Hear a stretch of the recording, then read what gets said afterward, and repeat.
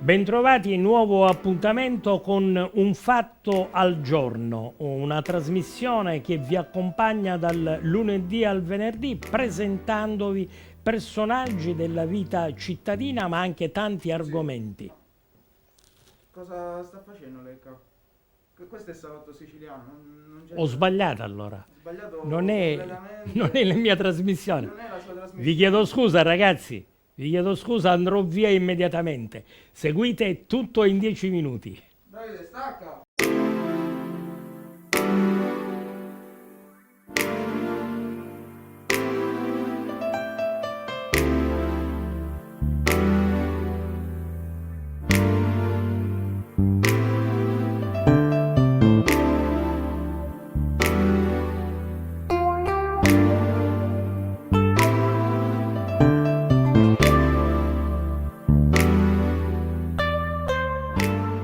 Benvenuti ad un nuovo episodio di Salotto Siciliano, sempre qui dagli studios di Salotto Siciliano.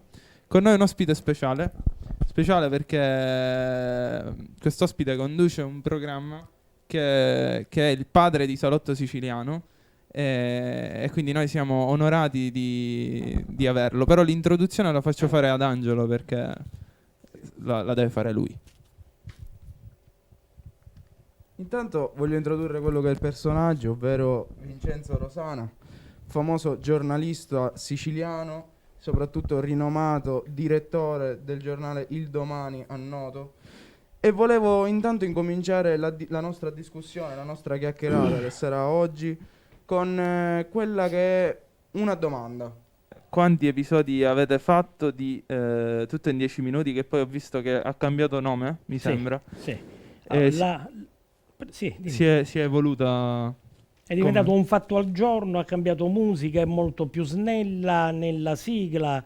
Innanzitutto io vi ringrazio per l'invito e vi faccio veramente i miei complimenti perché vedo che c'è uno studio in continuo fermento per le vostre iniziative, per l'attività, per la promozione che fate e questo vi fa esclusivamente onore Grazie per mille. ciò che fate. Siete giovanissimi e quando scopro dei giovani innamorati, amanti della città, dell'informazione, delle notizie, veramente è una cosa che mi riempie di gioia perché significa che c'è il continuo di ciò che abbiamo creato noi.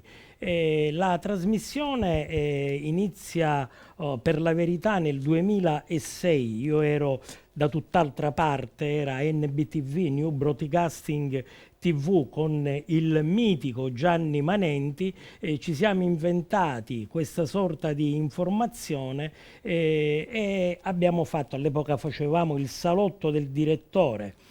Voi siete giovanissimi, ma siamo nel 2006 e questa trasmissione si è traghettata fino al 2012. Poi c'è stato un periodo di pausa e nel 2014 ho ripensato, ma perché non tirare fuori quei famosi 10 minuti che davano la possibilità a tanta gente di esprimere opinioni, pareri? Prego. A proposito di questi 10 minuti, ma non è una necessità della sua generazione molto più lenta nelle procedure di adattarsi a questa velocità che è anche il web? Cioè, Il microfono devi tenere vicino. Già è la mascherina, se te lo metti lontano non si sente. va bene, devo rifare? Ancora più vicino, ancora più vicino. Devo rifare? Ok, così lo devi tenere. Va bene, così lo tengo. Va bene. Devo rifare? Sì, certo. Allora, a proposito di questo discorso dei 10 minuti, ma arriva da una necessità della sua generazione di adattarsi dalla velocità che è adesso il web?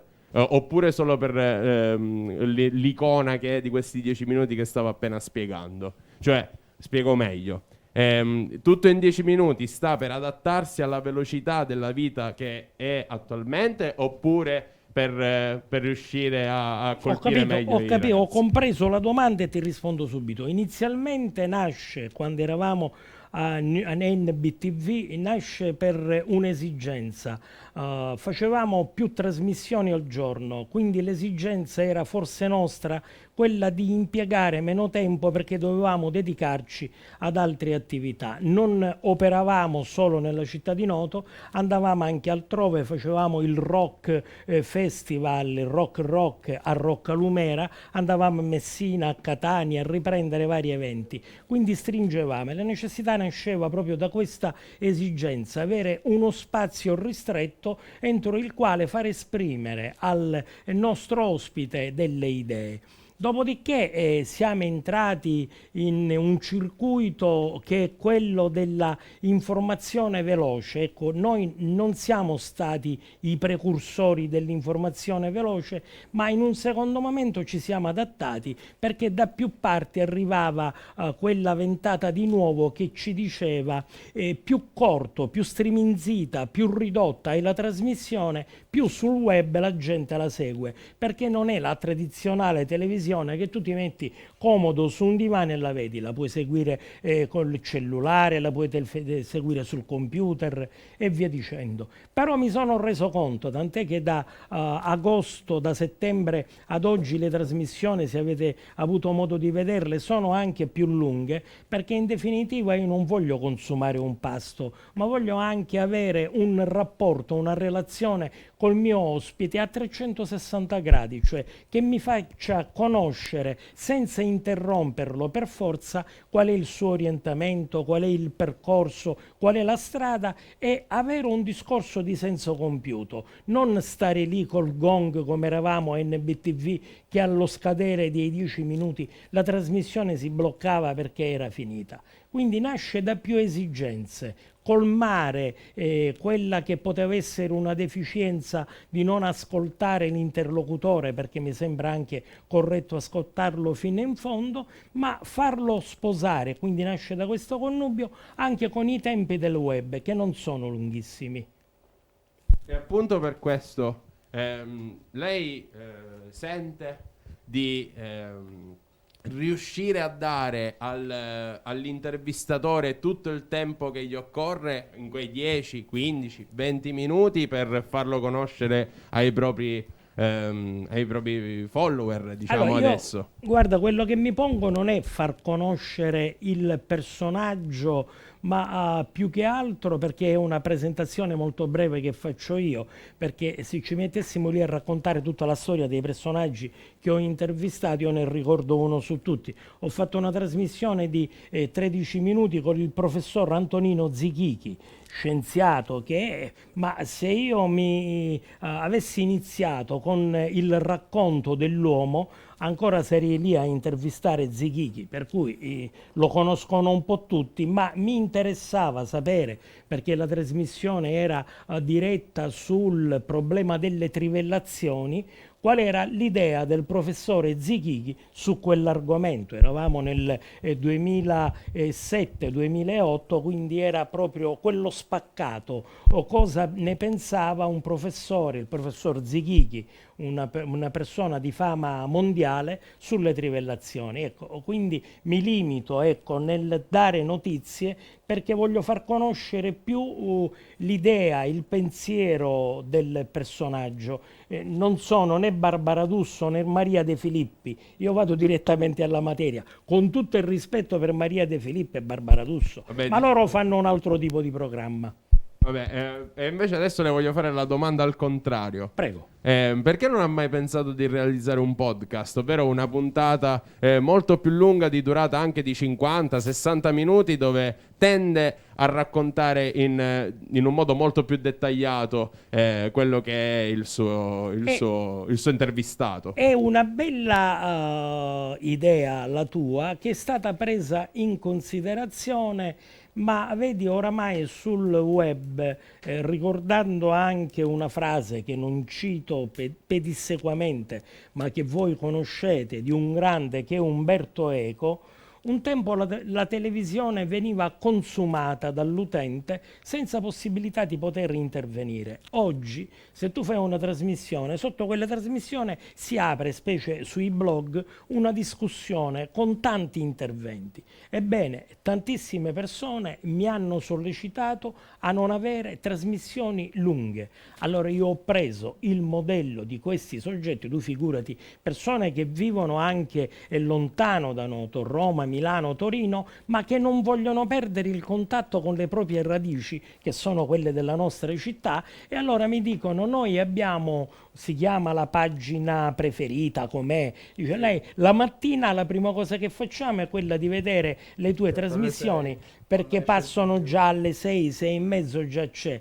Per cui, siccome mi rendo conto che gente che deve andare a lavorare, che la vuole vedere magari in tranquillità mentre fa colazione, e allora ho detto è una bella idea. Io facevo i miei salotti che duravano da un'ora a un'ora e mezzo, però mi sono reso conto che sul web Noi con io un'energia che le assicuro che ma mi fa molto piacere sapere Invece di, un po' sono- sapere di avere dei figli che proseguono l'attività, mi fa molto piacere. Non sono geloso, né voglio la primogenitura come qualcuno che oggi ha detto: avevo lanciato, giornalista famoso, avevo lanciato io il problema della pandemia che era uscita da un laboratorio. No, non ci tengo a avere la primogenitura, purché si continui a lavorare e a lavorare bene, come vedo fate voi. Io invece sono un po' nostalgico di quelli che erano i tempi di NBTV. Mi fa Perché- piacere che ti ricordi di Sì, NBTV. io cioè, con i ragazzi la sera ci mettiamo tutti insieme, ci mettiamo a guardare quelli che sono i vecchi programmi, anche gli stessi NB Horror. Bellissimo, NB Horror guarda. li conosciamo Secondo me- tutti. NB Horror era Consigliamo la la simpatia visione. perché lavoravo con Gianni Manenti, oggi lavoro con Natale Mola, anche lui è molto attento, scrupoloso nella ricerca di filmati, ma Gianni Manenti era un esperto in comunicazione perché lui puntava più alla ricerca dell'errore, ecco, horror, che alla cosa bella, e quindi poi lui raccoglieva tutte insieme, ma anche con personaggi di spessore. Io mi ricordo un'intervista che abbiamo fatto con Lucio Dalla, quando Lucio Dalla scherzando mi lancia dietro una pantofola perché io lo chiamo maestro, maestro, maestro, e lui mi dice ma finiscila con questo maestro, è una cosa seria, lasciamo questo titolo a chi fa veramente con tanto onore il lavoro di maestro. Io la sera mi preparo un articolo perché lui fa un concerto in piazza Municipio, all'indomani quando esce l'articolo io dico si accendono le luci e la scena è tutta per lui, per il maestro. Quindi lui che odiava questa frase, la sera quando ci siamo rincontrati, che siamo andati insieme a cena, eravamo a Palazzo Ducezio, lui si stava cambiando e aveva di queste pantofoline di pezza e me l'ha tirata addosso inseguendo, io non sono maestro, te l'ho detto, e finiva così a risata. Quindi ti ricordi NBTV che è stata la nostra prima, andavamo in giro, figurati che in quel periodo diversi giornali, gente di tutto di più, Sandro Maier, ci dedicavano anche ampi spazi sui settimanali perché eravamo la seconda web TV in Sicilia dopo Messina Web TV e addirittura andavamo anche in giro nelle varie discoteche, a Firenze c'è una trasmissione bellissima all'epoca con Fabrizio Corona. Certo, c'è la famosa intervista di NBTV a Fabrizio Corona che tutti conosciamo. Sì, E appunto diceva era Fabrizio, diversa all'epoca un Fabrizio. saluto che faceva Fabrizio prima che si scoprissero quelli che poi sono gli scandali di Fabrizio. E insomma, NBTV secondo me dal punto di vista mio era più innovativo rispetto a quello che è oggi. No, bisogna dire una cosa Siamo andati però, indietro. parlando di Prendo la È stata critica. una retrogressione secondo me. sì, parlando del territorio, bisogna dire che Noto è stata sempre indietro rispetto a tutte le altre città a livello di audiovisivo, di cinema. Tipo Noto non ha una radio ormai funzionante, prima ce l'aveva, mentre D'accordo. Avola ne ha 3 o 4 tuttora funzionanti, non ha un canale televisivo proprio con un emittente. D'accordissimo. E quindi io non capisco perché. perché non c'ha un cinema, per esempio, non capisco perché Noto è proprio indietro rispetto... Eppure Noto è la patria del cinema, perché Noto è un set cinematografico all'aperto, non c'è Esatto. bisogno qui di montare scene, perché Noto è quella che si vede, quindi chi viene qui può fare un film anche pensando alla sceneggiatura mentre è in viaggio. La bellezza della città è quella che è, ma hai ragione. Ma io aggiungerei anche che Noto non ha un giornale. Abbiamo creato il Domani, la mia intenzione è quello di continuarlo. Ai tempi di NBTV noi avevamo un giornale, avevamo anche NBTV Night che parlava di musica ai giovani, e hai detto bene, siamo tornati indietro, forse eravamo all'avanguardia quando non lo erano gli altri, ora invece noi siamo retroguardia, siamo tornati indietro. Ovviamente però ora c'è più informazione, c'è più Ma dettaglio ora, in ciò che sì, si fa. ora io mi limito a fare senz'altro informazione, intervistando tutti, per carità, senza chiudere la porta a nessuno, perché fra l'altro mi piace anche che la gente si misuri con le persone. Abbiamo già lanciato una serie per questa lunga campagna elettorale che oramai ci accompagnerà fino a ottobre, ma stiamo sentendo tutti e soprattutto giovani, e la stessa cosa sto facendo proprio col giornale, perché sapere che da parte dei giovani c'è amore per la politica e non disaffezione è una cosa che mi riempie veramente di gioia. A proposito di questo discorso, lei non sente a volte quando scrive un articolo per il suo giornale, non sente un po' il peso che potrebbe avere? Perché molte volte capita che dei giornalisti vanno a modificare la realtà raccontandola con una realtà soggettiva. Lei crede che i giornalisti siano oggettivi oppure c'è sempre un Ma velo guarda, di soggettività? Generalizzare non mi va. C'è il giornalista che senz'altro punta a salire lui in cattedra e a diventare il più bello, il più bravo, o l'esclusivo, ed è un lavoro che non mi piace, non accetto. C'è il giornalista che fa il suo lavoro e io mi metto in questa categoria, nel senso che se io devo scrivere un articolo, e mi è capitato, perché io scrivo per un quotidiano da 33 anni, mi è capitato di dire io non scrivo quell'articolo perché non ho materiale tale da poter dire quella storia, da poterla raccontare. Fatela fare un altro. Ma tu non puoi prendere tu delle indicazioni che poi non sono delle indicazioni corrette, e nemmeno io mi posso mettere a fare le cosiddette smentite, l'errata corrige a seguito di... Mi è successa una vicenda nel 2014, sono stato messo alla berlina, criticato, fatto e detto, sai, non amo minacciare la querela, ma in quel caso ho fatto la querela e la persona che mi attaccò fu rinviata a giudizio, e poi, sostenuto da alcune persone, ho ritirato, come si suol dire, ho rimesso la querela, perché quando si attacca un giornalista tu lo devi attaccare per il lavoro che fa. Allora tu lo inquadri come giornalista, devi abbassare i toni, non devi essere, cioè, sopraffare quello, perché ti stai mettendo al suo stesso livello se lui ha sbagliato. Se tu ritieni di essere nel giusto, puoi avere un chiarimento. Il giornalista ti ascolterà, il giornalista, se quanto dici tu risulta veritiero, ma io non credo, non ha alcuna difficoltà l'indomani mattina a dire ho preso un abbaglio, capita anche a me, a volte io scrivo delle cose per cui l'indomani mattina, però vedi, attaccare, criticare il giornalista, perché oggi siamo la categoria più attaccata e più criticata, più dei politici. L'altro ieri, non so se avete sentito, il presidente dell'Assemblea regionale siciliana, a proposito del coso che lui non era stato ancora fatto, del vaccino, ha fatto una scena che quando la 7 di martedì l'ha riproposto, ma c'erano dei volti di persone veramente vergognate sentendo quelle parole. Allora dobbiamo abbassare un po' tutti i toni, non sopra ma sotto proprio. Ci deve guidare l'umiltà dobbiamo essere non soggetti depositari di una verità, ma soggetti che devono andare a scoprire la verità e raccontare quella che è la verità, non badare allo scoop. Io allora la mia politica è se non faccio lo scoop e lo fanno altri miei colleghi, ma l'indomani mattina io ho la possibilità di poter dire era una fake news, provo più soddisfazione che a scrivere una fesseria che a volte magari può mettere in difficoltà la persona di cui scrivo.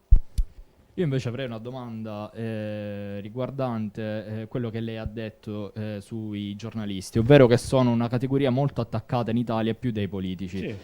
Le vorrei chiedere... Non siamo eletti, fra l'altro, ci arriviamo per aver fatto degli studi, per avere superato degli esami, per un'iscrizione. Il politico no. Sì. Però si vede la differenza. C'è sicuramente un percorso diverso di dietro. quanti politici vengono condannati, quanti giornalisti vengono condannati. No, Però non c'è paragone. Le vorrei credo. chiedere, perché Prego. secondo lei accade questo in Italia? Perché il giornalista viene costantemente accusato di qualcosa? Ad esempio in Italia lo scandalo maggiore è sentir parlare un personaggio pubblico e sentirgli dire il giornalista ha cambiato l'intervista, ha voluto dire quello che voleva, non ha messo magari l'intervista completa. Perché accade questo secondo lei? Io ti rispondo con un'altra domanda e poi ho scritto proprio un editoriale che uscirà fra qualche giorno a proposito di avete voi seguito la vicenda che ha interessato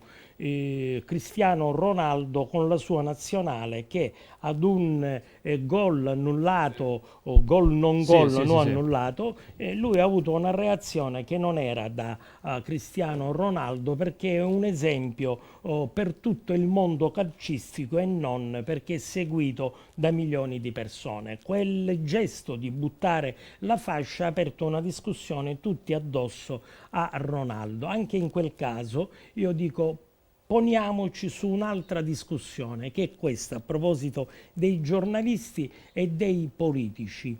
In Italia più il curriculum del politico è ricco di fatti non positivi, più lui guadagna audience. Ti faccio un esempio. Nella Germania della Merkel, negli ultimi 6 anni, 3 ministri, sol perché avevano copiato un pezzo, una parte di una tesi di laurea, si sono dimessi il ministro della difesa, il ministro della ricerca scientifica. Hai mai sentito tu dire in Italia che un ministro a seguito di un fatto gravissimo si è dimesso? No, anche per fatti ben più gravi. In Italia non è mai successo, in effetti. E poi anche... Dei Se- temi caldi che lei ci Sì, consiglia. Sì, allora guarda, io parto... Hai finito? No, più la cosa è come fa a gestire i momenti di silenzio, perché si creeranno sicuramente momenti di silenzio durante l'intervista. Ma questa è una bella domanda e veramente che mi piace perché significa che voi lavorate. Una persona che vive a Roma tempo fa, incontrato casualmente a Noto, mi disse io la prima cosa che faccio è avere il contatto con la mia città e seguire le tue trasmissioni. E mi disse, però sai, a volte anche li vediamo a casa da amici perché siamo tutti di Noto e ti devo dire che a volte la trasmissione dura 12 minuti, ma 10 minuti parli tu e 2 minuti parla l'ospite. Non è che è la trasmissione tua. Ho fatto un sorriso e ho detto, scusami, ma lo noti tutti i giorni? No, ci sono delle trasmissioni in cui a parlare sei solo tu. E non ti sei posta la domanda al contrario, che io ho difficoltà a tirare fuori le parole al mio interlocutore e quindi siccome devo arrivare alla fine della trasmissione, sono io che lo imbocco nella speranza che lui mi venga incontro e mi dia la risposta a quelle che voglio. Quindi faccio un giro larghissimo. Ci sono i tempi morti, ci sono. Allora, siccome noi è vero che è registrata, ma è come la considero una diretta, perché se in un giorno io faccio 4-5 trasmissioni trasmissioni, non mi posso mettere di volta in volta, non ritorniamo indietro, partiamo nuovamente, tagliamo quella parte che poi diventa NB horror, che sono le cose. Per cui la domanda che mi hai fatto tu, che è molto pertinente con l'attività che svolgete voi e che svolgo io, è questa. Io parto quando la settimana ho già io pronto il palinsesto, non della prossima,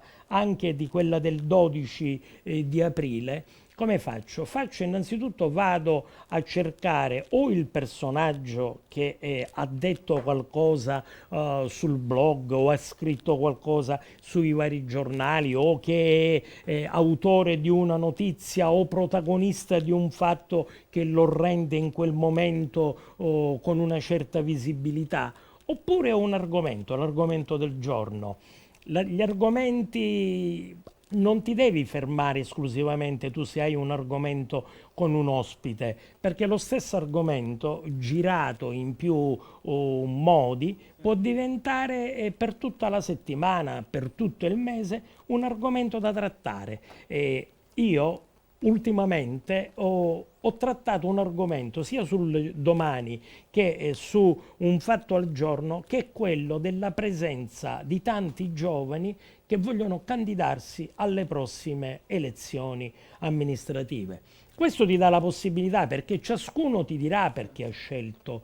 Ho intervistato anche persone che fino a qualche anno fa erano i cosiddetti soggetti, per carità, non è un fatto negativo, che andavano solo a votare, quindi l'elettorato attivo e l'elettorato passivo. C'è chi semplicemente va a votare, c'è invece chi si candida e contestualmente poi va a cercare i voti. E allora ho visto che c'è tanta gente che fino a qualche anno fa non si interessava di politica, non si interessava degli argomenti di noto, e mi sono posto la domanda: ma perché queste persone che per una vita hanno subito la politica e senza essere protagonisti della politica stanno scendendo in campo? E mi sono posto una domanda io stesso: o è perché ciò segna il fallimento della politica? Queste persone per una vita hanno delegato altri e ora si rendono conto, seppur non delle cime in politica, di dire: scusa, ma se questo ha fatto il consigliere comunale, perché non lo devo fare io che conosco gli argomenti della città? Per Vabbè. cui sono andato a cercare queste persone, poi sono andato dai giovani, cioè si è parlato sempre di disaffezione dei giovani alla politica, non è così. I giovani si interessano alla politica, forse siamo noi adulti che presentiamo la politica in modo negativo. In tal modo non favoriamo i ragazzi a sposare quello che è il principio, perché è un'arte bella la politica, quando è fatta nei giusti modi, quando è una politica sana, c'è solo da crescere e crescere positivamente per tutta la vita. Quindi gli argomenti, tu lo stesso argomento, i toni alti della politica in quest'ultimo periodo, anche io ho fatto delle trasmissioni pregando di abbassare un po' i toni. Sono andata poi a cercare anche il saggio della politica, una persona che ha fatto il consigliere comunale negli anni 80 e 90 e mi ha raccontato, ma ai suoi tempi la politica era così gridata. Dice: assolutamente no. E oggi, ma perché? Perché è favorita dal web. Si dice che chi scrive maiuscolo sul web è uno che grida, Sì, invece... Cioè, vedi, tante cose, ci sono tanti argomenti che si possono tirare fuori, quindi Sì. fate, Cioè, lavorate, io sono perché materiale ce n'è.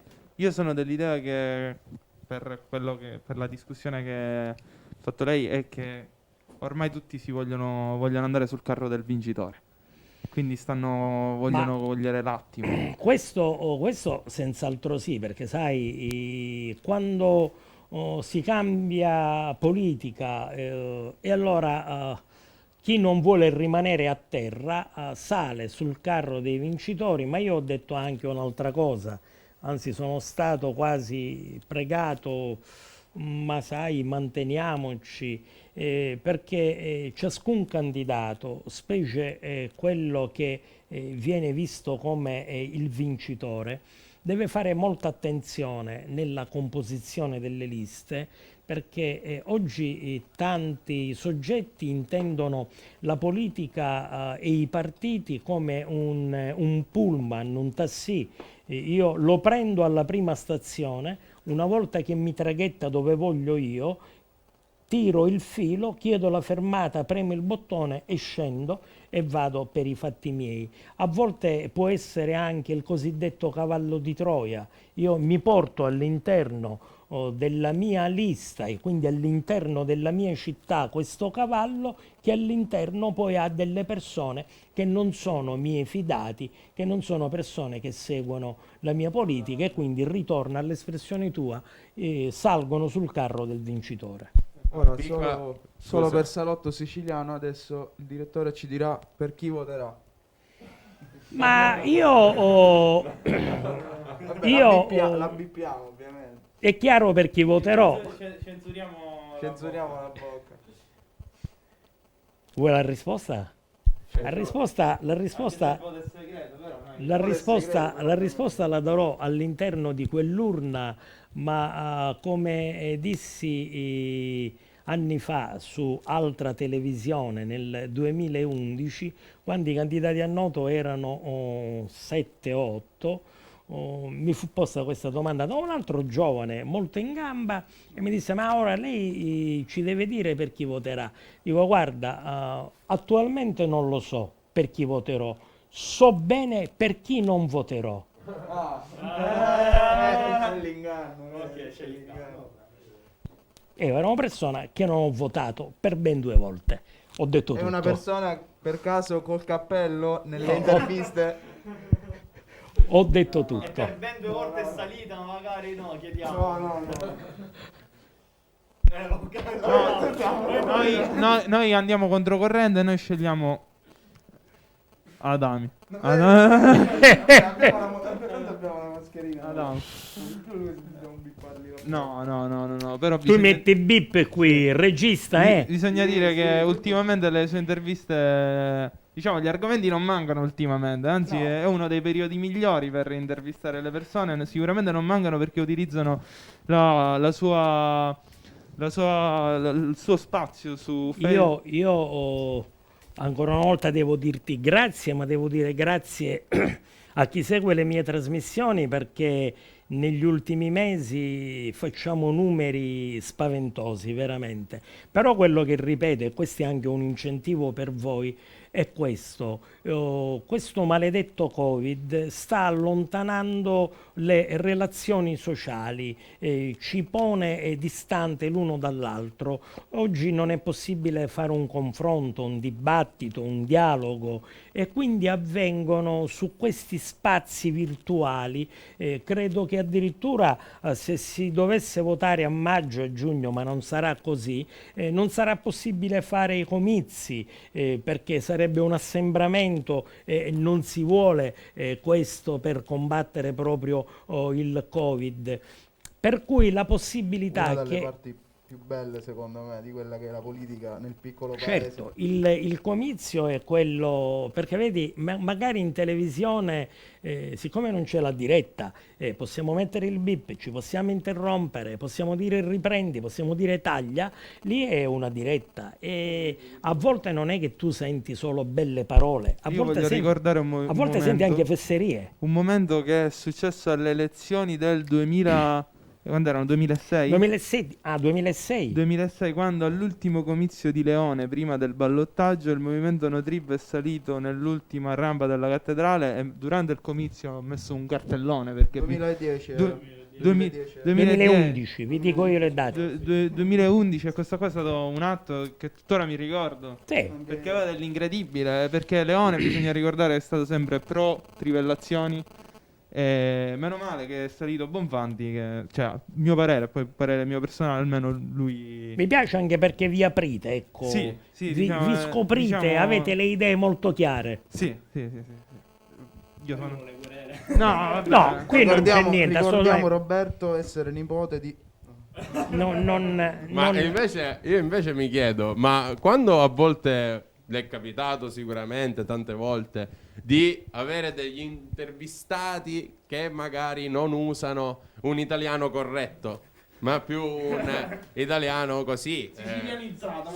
Siciliano. Ma lei come fa a mantenere la serietà? A non, magari a non farsi scappare la risata, perché magari ci può stare. Cioè, ci spieghi proprio come lei si sente in Allora, questi guarda, momenti. mi capitò con il caro amico Gianni Manenti che d'un tratto, come è seduto il vostro regista che ci controlla, lui equilibrava la chiusura, l'apertura del microfono, riprendeva con la telecamera. Beh, un tratto io l'ho visto scappare e non l'ho trovato più. Però la trasmissione, siccome era col gong, il gong suonava, gong, e Gianni non c'era. Io sono andato a chiamarlo e l'ho trovato, come si suol dire, per terra, che rideva perché all'epoca quell'interlocutore 2007-2008 veramente aveva detto delle cose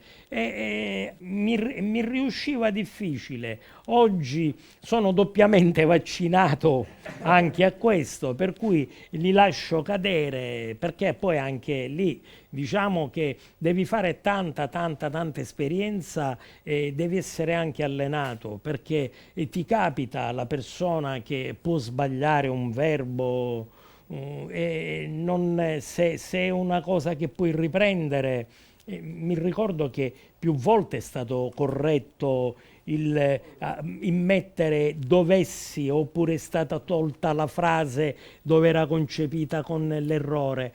Ma sai, però a volte ho anche sentito persone che hanno detto: io piuttosto che fidarmi delle persone che parlano un italiano corretto, mi fido di coloro, e poi dicono delle fesserie, mi fido di coloro che magari non parlano l'italiano corretto, ma dicono frasi di senso compiuto, cioè ti danno l'idea, perché magari tu spazi, dici una frase bellissima, poi dice: ma cosa ha detto? Diciamo, Il conta il nulla. contenuto e non come viene esposto. La forma, la Ok, sintassi, certo. però il contenuto è importante. Certo, equilibrando le cose viene fuori il meglio. Ma questo parlando sempre di persone che magari hanno, diciamo, scatenato il sorriso parlando male, ma invece le è mai capitata una situazione non imbarazzante da quel punto di vista, ma... Ad esempio, io ho questa immagine fissa perché me la ricordo a memoria quell'intervista. Ah, ok. Non faccio ovviamente. Tu mi segui tu- Non tutti- faccio, tu- me li sono visti tutti. Una notte mi sono messo là con Davide. Davide, Messo là in regia Davide. Ce la siamo sta visti. ridendo già Davide. Sì, perché non facciamo nomi. Però vabbè. Una persona che si era messa davanti al comune a protestare e lei la stava intervistando. E ha detto un sacco di parolacce. Sì, Ha iniziato ha parlando, una dicendo- panineria, mettiamola così, una panineria mobile. No, non possiamo dirlo. Sì, dai, me la ricordo molto Vabbè, bene, Adesso perché non a mi capire un ricordo- Comunque, pochino contesto. Gli era arrivata una telefonata da quello che è Buonanima.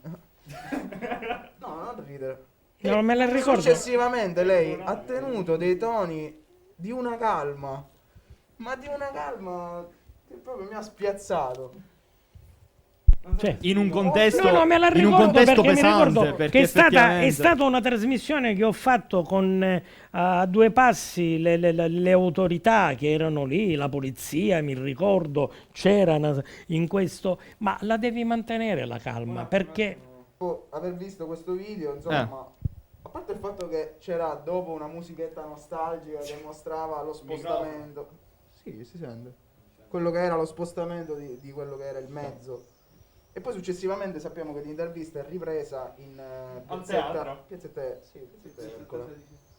ragazzi, che dirvi, sono delle situazioni Cioè, come si fa a spiacevoli. mantenere la calma in quel... Ma la devi mantenere, perché vedi, tu vai lì per documentare una situazione e per informare, per darle in pasto anche alla gente, perché si faccia un'opinione, abbia un giudizio su ciò che sta accadendo. Quindi devi informare. Allora, se tu parti da questo presupposto, sto andando a fare un servizio per informare, ma non sto andando a fare un servizio per avere io maggiore audience o per dire io sono bravo, allora vai lì e abbracci quella situazione col giusto piglio, quello di andare a fare informazioni.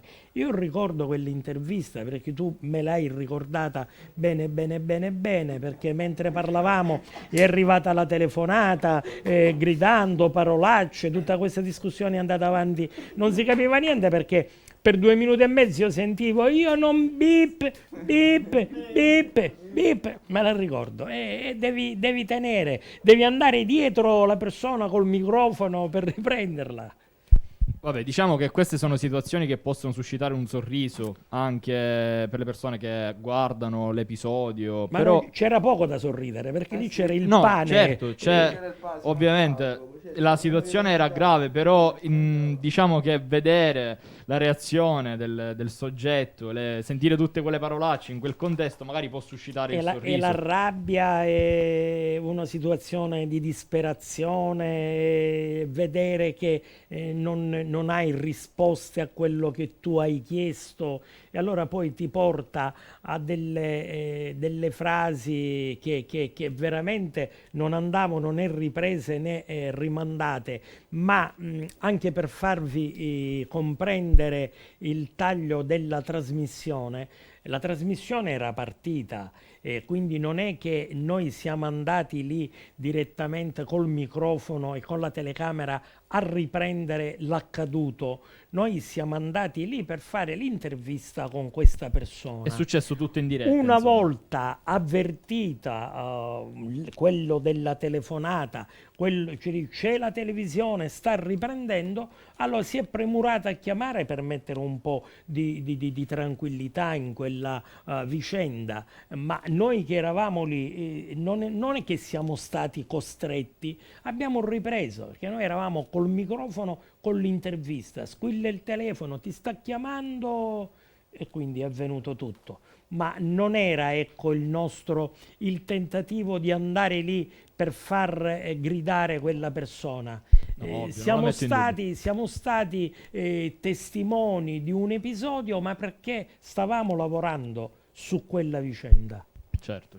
Ma invece per quanto riguarda situazioni ben più gravi, immagino ce ne saranno state, no? Sì. Le è mai proprio capitato di dover annullare un'intervista o addirittura cancellare il filmato perché venivano dette o comunque l'intervistato decideva di non andare più in onda, di voler cancellare tutto, insomma. Oh, Come guarda, si è comportato in queste situazioni ben più gravi? Non mi è successo, per la verità, che qualcuno abbia rinunciato, mi abbia detto. Mi è successo semplicemente con una persona, un caro amico che parlando di un particolare triste momento che stiamo continuando a vivere ancora ora, si era spinto oltre, apparendo, anche se tale non è, ma poi altri mi hanno detto che in realtà era quello il suo orientamento, apparendo come un negazionista,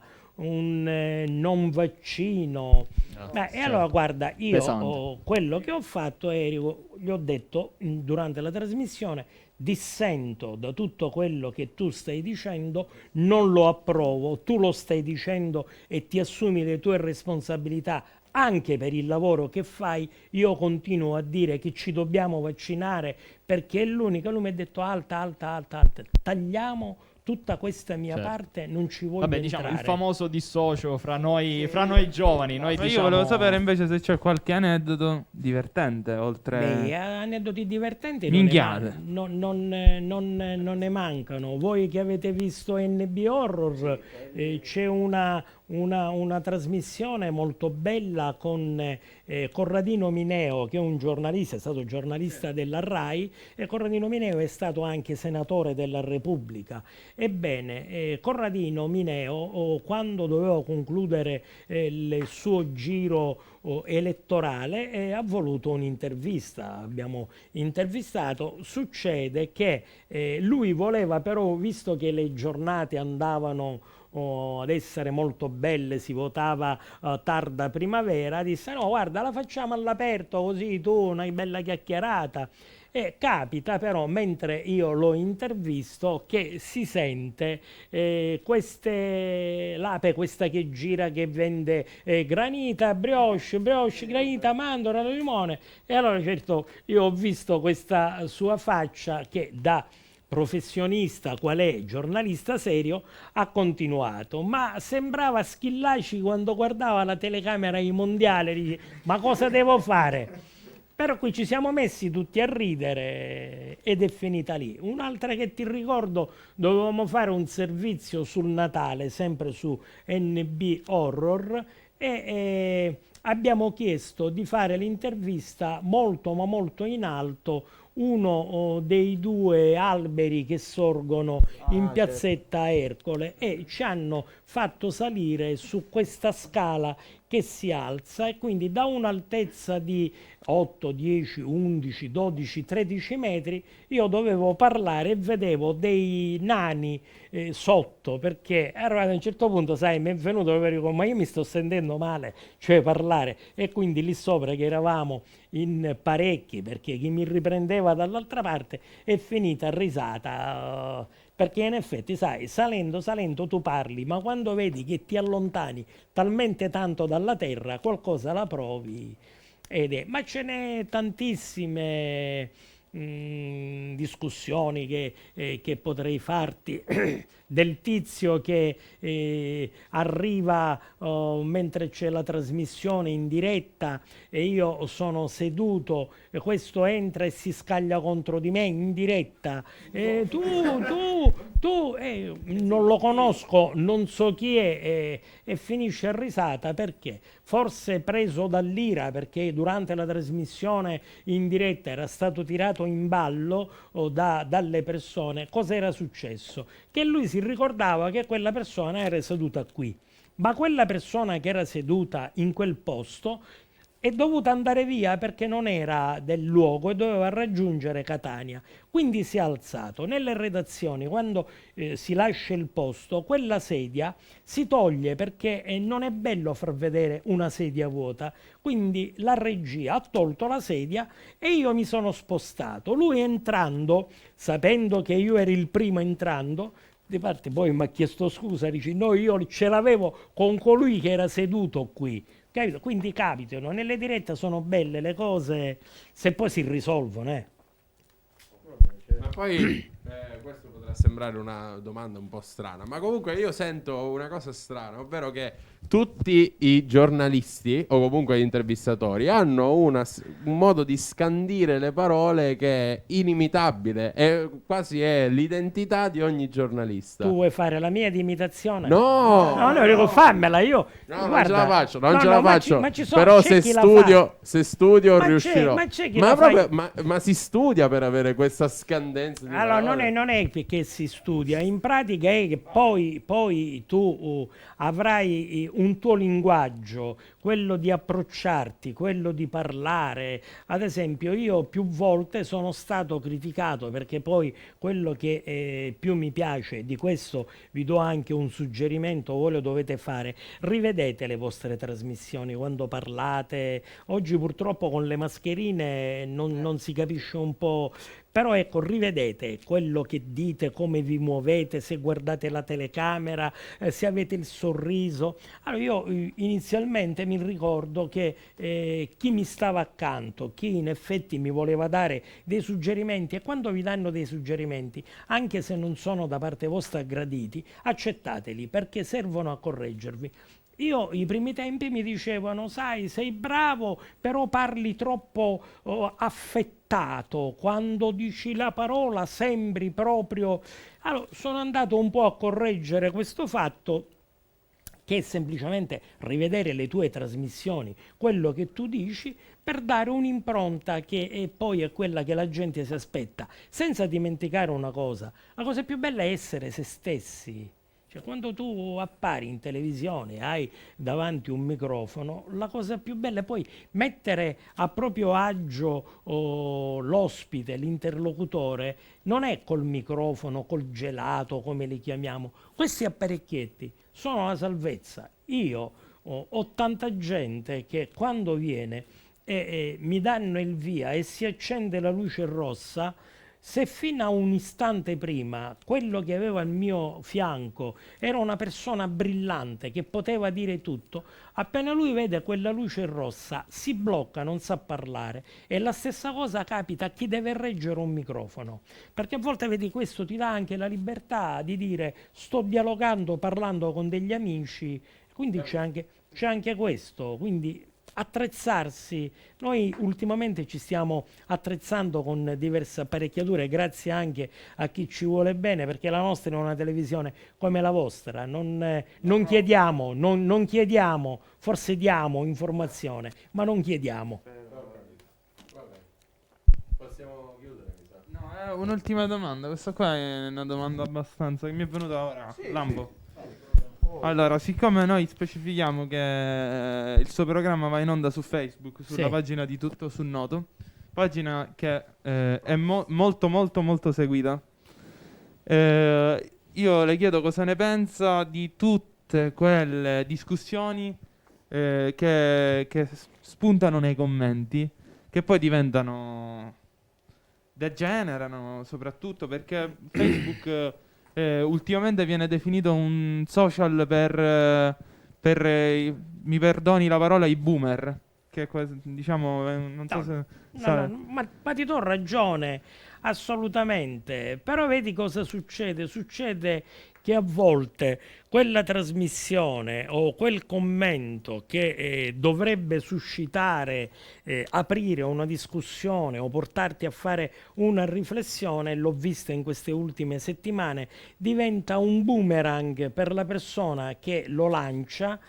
colpisce se stesso, nel senso che tu non sai mai, oggi, qualunque discussione abbracci sul web, se diventa una discussione, perché, perdonatemi il termine, l'imbecille, e utilizzo un termine pulito perché ne potrei utilizzare un altro, c'è sempre. Non mi piace perché ho detto di abbassare i toni. Tu, e questo lo devi dire, ti devi immaginare che io sono stato attaccato e minacciato, e in quel caso non ho presentato assolutamente querela, ma è gente che, avendo poi appreso anche chi fossero, perché raccontando una vicenda ho non toccato gli interessi, parlato di un argomento che poi è sotto gli occhi di tutti, che è un argomento che deve essere risolto, ed è l'argomento del randagismo. Allora, tutti gli innamorati degli animali, e io sono un innamorato degli animali, soprattutto dei gatti, chissà perché, mi piacciono i gatti.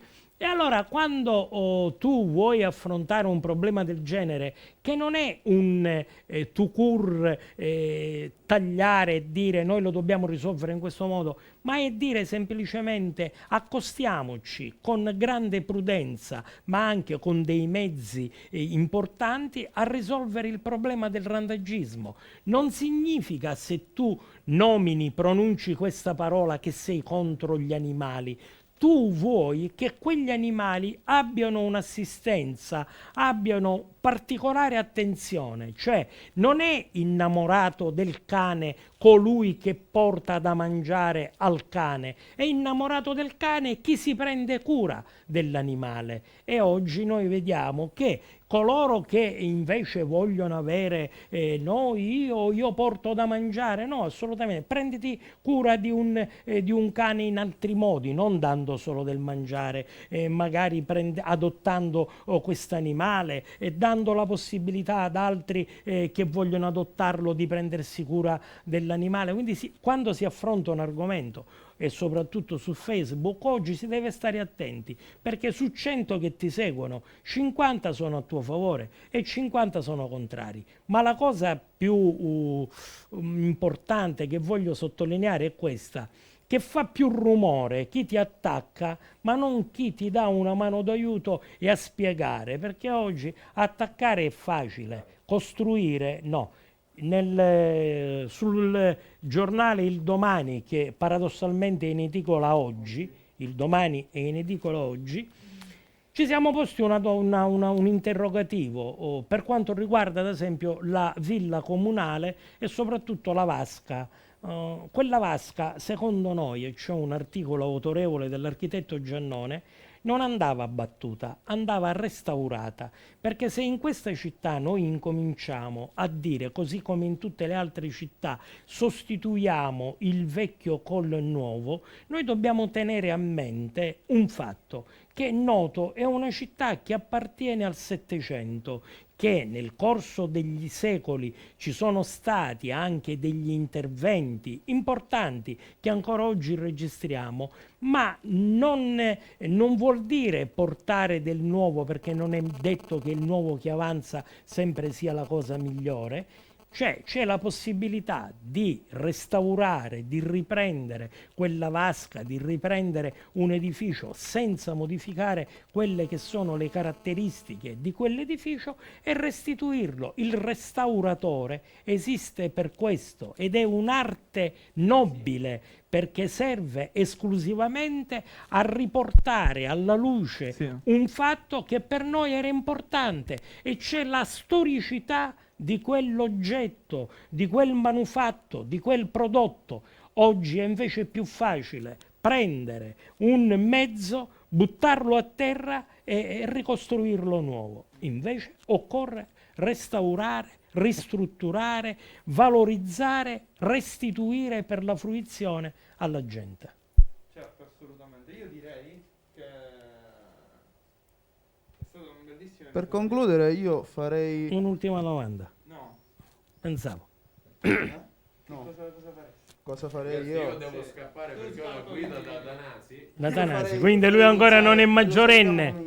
Io farei... Quasi 19enne, quasi Sì, e 19enne. poi arriva qualcuno e dice: ma questo qua non è tutto in 10 minuti. Va bene, va bene. Cosa, Dice, ah no, no, cosa volevi? No, non ho capito qual era, non ho sentito. che lei deve presentare tutto in 10 minuti, Allora, però no. poi arriva uno e fa, no, ma questo non è tutto in 10 minuti. Mattia. Vabbè, io faccio la conclusione.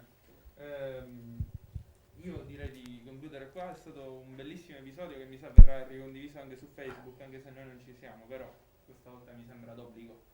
Noi la lanceremo questa trasmissione. Sì. Mi fate sapere quando andrà in onda e noi la rilanceremo, e magari questa è una promessa che ricambierò la visita, nel senso che verremo qui con le nostre e anche con le vostre telecamere per fare 10 minuti con voi e per raccontare com'è. Noi ne saremo onorati. Noi faremo, io mi impegno a dirvi che faremo una trasmissione, perché sono delle iniziative che mi piacciono, e poi vedo che avete già della stoffa che deve essere ora cucita bene, e i numeri già ci sono.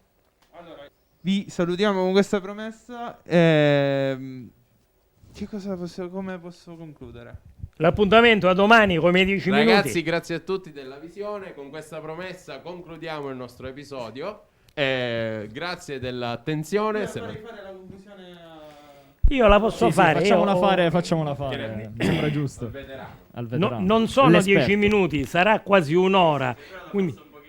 Quindi sono 6 volte 10 minuti. Che dirvi? L'appuntamento. Allora ho detto che verremo con le nostre telecamere e con le loro telecamere faremo più di 10 minuti, perché sono dei giovani veramente che meritano. A me non rimane altro che ringraziarvi ancora una volta per l'ascolto e per la visione, e rimandarvi a domani. A presto.